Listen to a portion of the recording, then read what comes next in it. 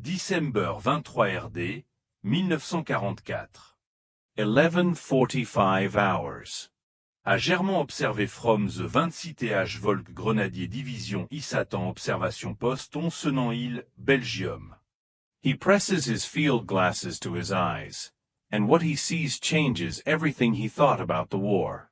Around noon that day, the weather finally clears, and 241 C-47 aircraft take to the sky for the first aerial resupply mission.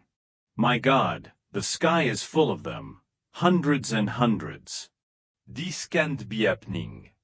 Through his periscope, he watches transport planes fill the Belgian sky like migrating birds.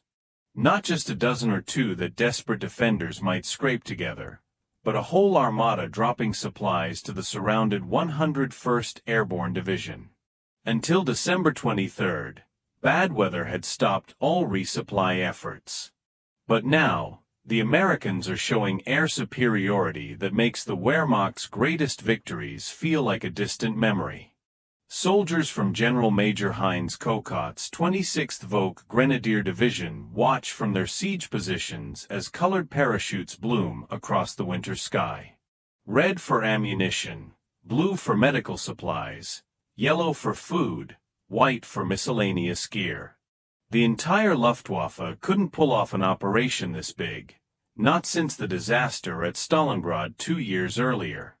Yet here, over one small Belgian town, the Americans are casually showing air power that beats anything the Third Reich ever achieved, even at its peak. Defeat wasn't written in tactical moves or brave last stands.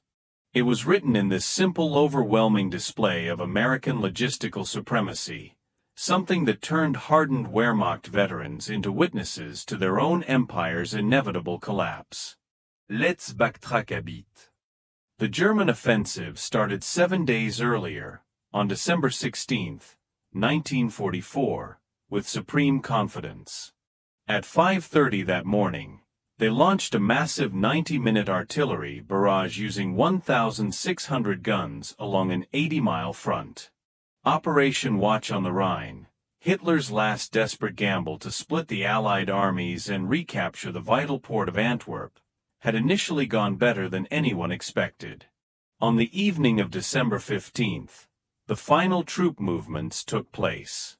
It was cold and dark, and the narrow, icy paths of the Eifel were packed with troops and vehicles heading to their starting positions and firing lines.